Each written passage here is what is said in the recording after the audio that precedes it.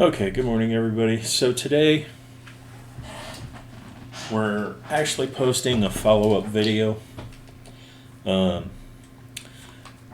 this last week I had a question, and I had not revisited this lens or had put this lens back on my camera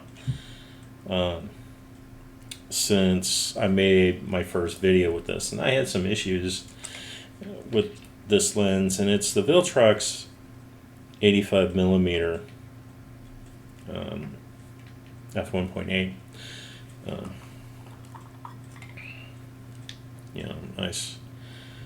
Nice big glass. And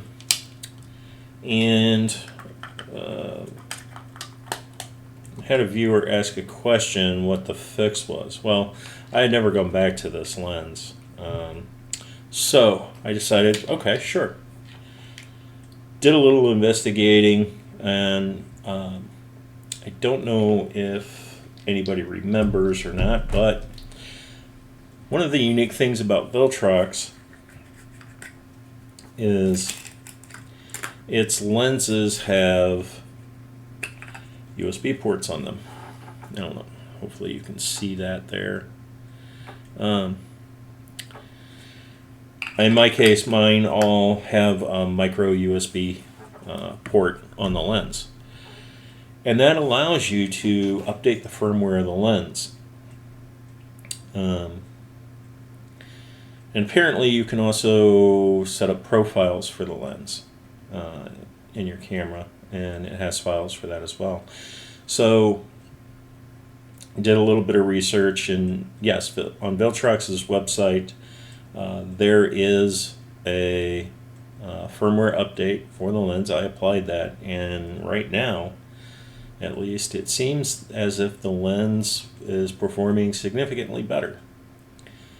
So over the next week, I'll take some pictures with the lens and give you a follow-up review on that lens.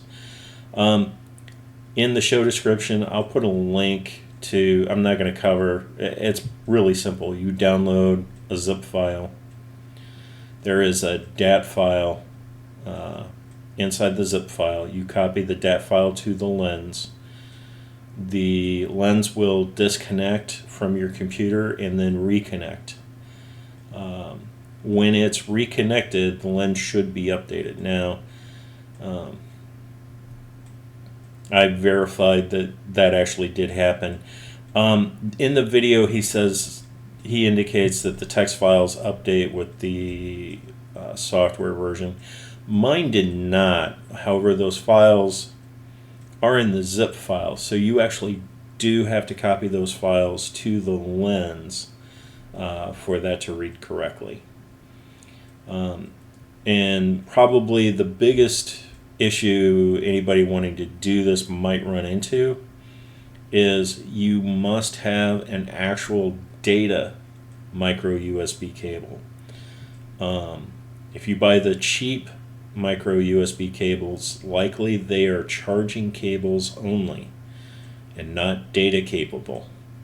So it did actually take me 2 tries to find a micro USB data cable. One way you'll be able to tell if it's a data cable is the cable will be substantially thicker. So, yeah, this is the cable that I have that works. So, anyway, but yeah, the firmware is easy. You just copy the file. Essentially, it applies the firmware update and reboots the lens. So I took a couple of test pictures. Everything seems to be working just fine. I used Windows 11. Apparently you can do this with Mac OS, Windows 10, probably Windows 7 as well. It's just a matter of opening the zip file and copying the files in place. What you should see is a system volume on the lens. And when you go into the system volume, it will show two updated files there. So anyway, like I said, I'll post a link to that, and then like I said, over this next week I'll take some pictures using this lens on my Fuji XH-1. And that's it. So, like I said, so far everything looks good.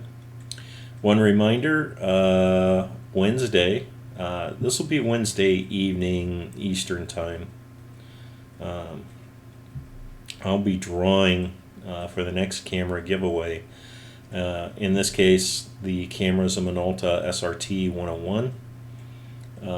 It's coming with the Minolta Roker 58mm lens. So stay tuned for that. Thanks. Have a great week. Bye.